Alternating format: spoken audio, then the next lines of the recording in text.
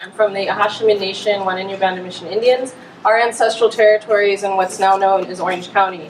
So you can imagine understanding the level of development in a place like Orange County, what it means to have that be your ancestral homeland for time immemorial, according to our ancestors and our stories, for at least 10,000 years, according to traditions rooted in Western archaeology. The first thing I want to do is acknowledge and thank the Tonga Nation. We're now standing in the ancestral territory of the Tonga people who've been here since time immemorial. I raised the Tonga also because, as some of you may be aware, there was an issue that was absolutely related to the Coastal Commission regarding the excavation of over 600 Tonga ancestors here in Los Angeles County. And so I say that to bring as an example of how critical issues facing Native nations are with respect to coastal issues. I'm Executive Director and founder of the Sacred Places Institute for Indigenous Peoples. Our mission is to build the capacity of Native nations and Indigenous peoples to protect sacred lands, waters, and cultures. What some of you may not know is that there are close to 200 Native nations living and active and still practicing their cultures and their traditions and asserting their sovereignty in California today. At least 40 of those Native nations have called the coastland of California home since time immemorial, or 10 to 20,000 years if you buy Western archaeology. An additional third of those Native nations in California relied extensively on the trade networks with the coastal nations for subsistence and survival. So when you're talking about coastal access, when you're talking about what happens to our coasts and our waters, you're absolutely talking about things that impact Native nations. We're here to support our colleagues in the environmental and social justice movement today, and to reiterate and underscore the call for full and fair inclusion and participation in the process for the hiring of the next executive director, and additionally, that the next coastal commissioners who are appointed adequately reflect California. In the entire history of the California Coastal Commission, despite the facts that I've just told you, there's not been a single California coastal tribal member selected for that coastal commission. So we're calling for diversity in the coastal commission, but specifically we're calling for at least one California Native representative for the coastal commission. Thank you.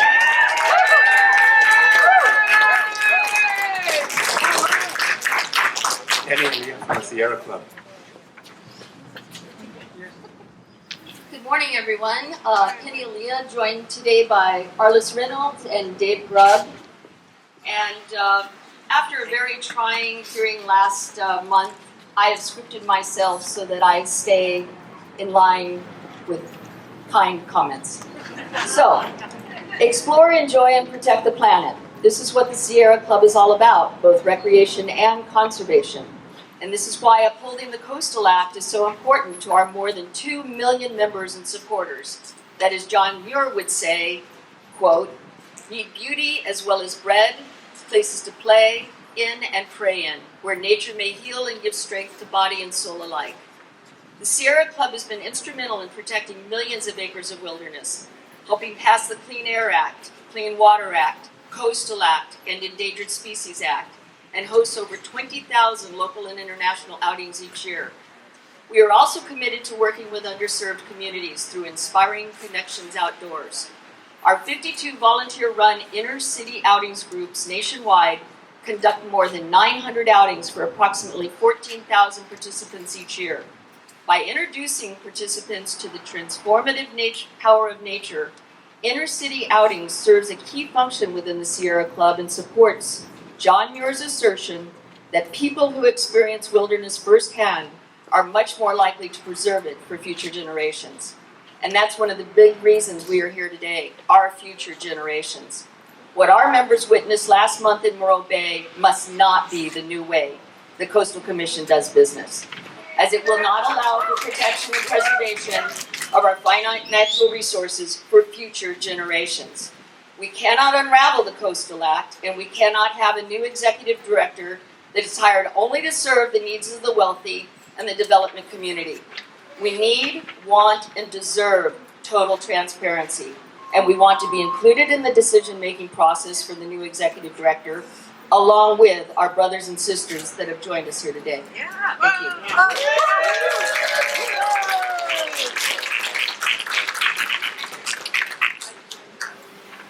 Eileen Anderson from the Center for Biological Diversity. Thank you so much. I'm so excited to be here today with all of my colleagues and all of you out there. So At the Center for Biological Diversity, we're really concerned that Lester's ouster was an attack on the independence and professional integrity of the Coastal Commission staff by commissioners with the most pro-development voting records. The Coastal Act makes protection of environmentally sensitive habitat areas, ESHAs as they're known, of paramount importance, and not habitat that can be simply moved or artificially created, a view that's reinforced by court rulings. In public comments by commissioners on Banning Ranch and other important coastal ecosystems, the views of biologists and staff on ESHA have been undermined and belittled in favor of interpretations by developers. Lester's removal removes a key buffer that can make those political pressures on staff even worse. We're in the midst of the sixth extinction and anthropomorphic climate change, with biological diversity threatened like never before. So it's crucial that the essential habitat of all living things be preserved, particularly that of vulnerable species, large and small. We at the Center for Biological Diversity are committed to protecting endangered species and wild places with every tool at our disposal, and we fear any compromises in the ability of Commission staff to do their job without fear or favor will result in more lawsuits, more threats to biodiversity, and more delays for Commission applicants. We expect that important habitat along California's glorious Sunset Coast be protected, period. End of statement.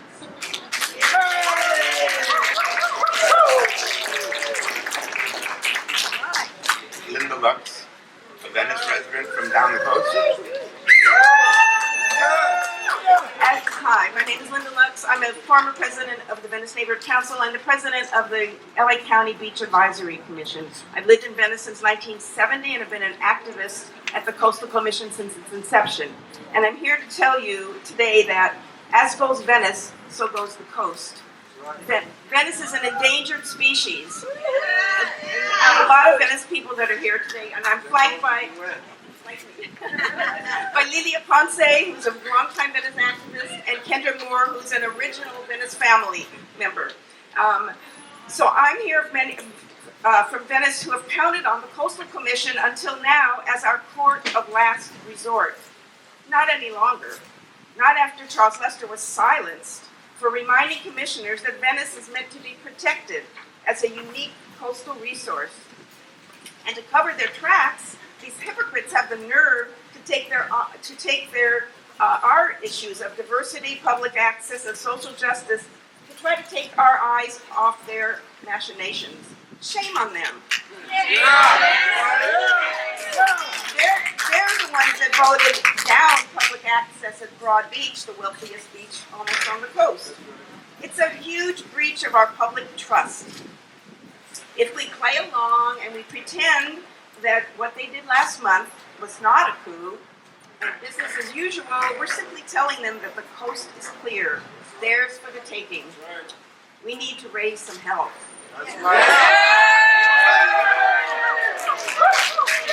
Let's be very clear. This is not just about the coast. This is about public resources and the public institutions of California. Last month, the public lost the Coastal Commission to lobbyists, big energy, and big development. Big money! Last week, the public lost the South Coast Air Quality Management District to the lobbyists. Right? To the lobbyists, the refineries, and the energy companies. What's next? Do we lose the Water Quality Board? Yeah. Think about it. Okay. I'm going to let my colleagues, my co-speakers speak for a moment, and then I'll come back and tell you what we are demanding. This is Kendra. Good morning, everyone. My name is Kendra Moore, and I am a resident of Venice, and I am also a member of Power. I've been living in Venice all of my life. I was born and raised there. I am now 50 years old. I am a generation of 5 generations in Venice. My grandmother came to Venice to make a better life for her family, all the way from Dallas, Texas, that her generation would grow up there in Venice. Venice has always been a very unique community. Venice is the most visited and most diverse coastal community in California. Built Abbot Kinney, Venice always had a population that was white, black, brown, Jews, Gentile, poets, hippies, and artists of all kinds. Now the people who built Venice are forced out. Instead of helping us, Los Angeles City Planning has dumped down the enforcement of city law. Affordable and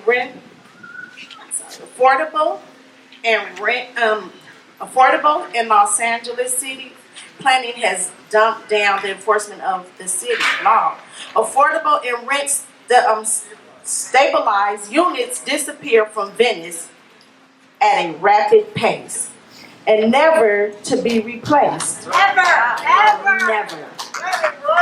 We've gone from being a residential neighborhood to being an investment opportunity, in which the new investors don't want anyone who isn't white on their block, and that is not right.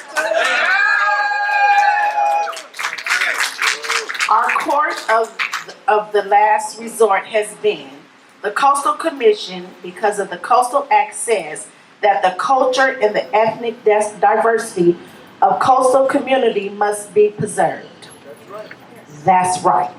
That's right. Without affordable housing, that diversity is impossible.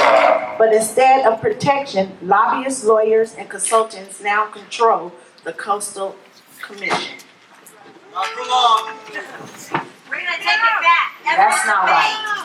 Without transparency and shamelessly vote for the development that violated the Coastal Act. The fight here in Venice to protect diversity, access, and public resource is not just ours. This fight is happening in some shape or form all across California. The nation. If a private interest obtains the prime real estate of the post office, if they gain control of a public elementary and turn it into a charter, if they can capture the research of a public university, or if they can gain an adjustment from the Coastal Commission to build an oversized development, those private interests can realize numerous profits, much larger than they could anywhere else. Anywhere else. That shouldn't be happening. Not in Venice. Right now, the global economy is close to stagnant, while wealth has been concentrated into fewer and fewer hands. As a result, the accumulated money has few places to go. Real estate is a favorite target of investment, and a few places are as valuable as the coast of California. Second is the stagnant economy of other low-hanging fruit, our public resources and institutions. We must stand together and fight.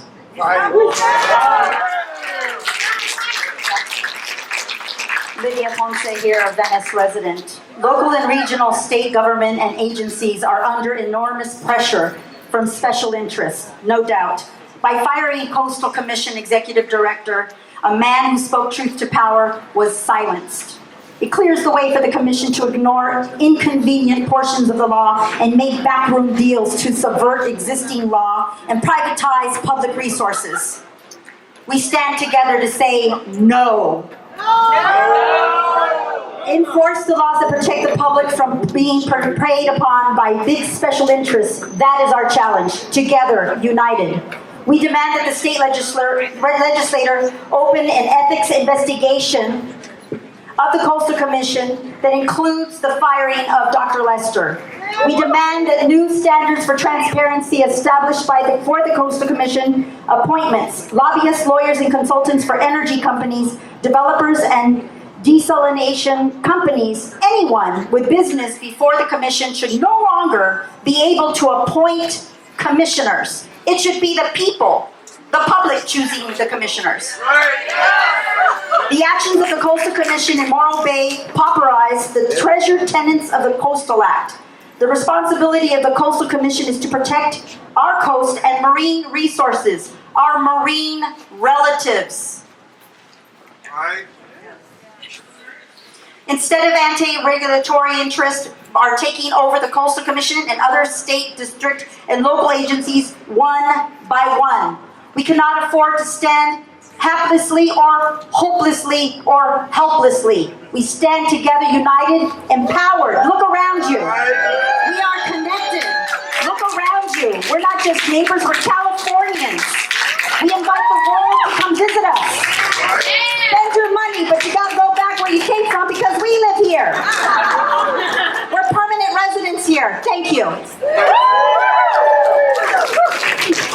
If all the groups standing here truly want to stop the destruction of the coast and save coastal communities from economic and ethnic cleansing, we must stand together and demand that the Coastal Act be enforced by cities and the state. We challenge the advocates for nature and the advocates for environmental and social justice to move forward together now to protect the public resources of California as a constituency of the coast. We also demand that the legislature give the California Coastal Commission back its ability to create and preserve affordable housing in the coastal zone. We applaud Assemblymember Autumn Burke for introducing some legislation that begins that discussion. And we support the efforts by other legislators like Tony Atkins, Mark Stone, Richard Bloom, and Ben Allen, to name a few, for introducing much-needed legislation to finally prevent ethics abuses which have caused an enormous and tragic breach of public trust. Just one more thing about Venice. We have, last week alone, 20 appeals were sent to the public, to the Coastal Commission, because the city abdicated its power and checked off coastal exemptions and Venice sign-offs, and the people had no voice. We have to appeal to the Coastal Commission, and have been for years as our court of last resort, we said. But here we are in Santa Monica, where it's so easy for all the Venice residents to get here. Many are here today, but not one item about Venice is on this whole meeting's agenda. So, do they want us to speak? Obviously not, but we are. So we call on all the groups here and the citizens of our beautiful state to join together to unite all 1,100 miles of the coast. We want a statewide coalition, and we hope you join us. Thank you.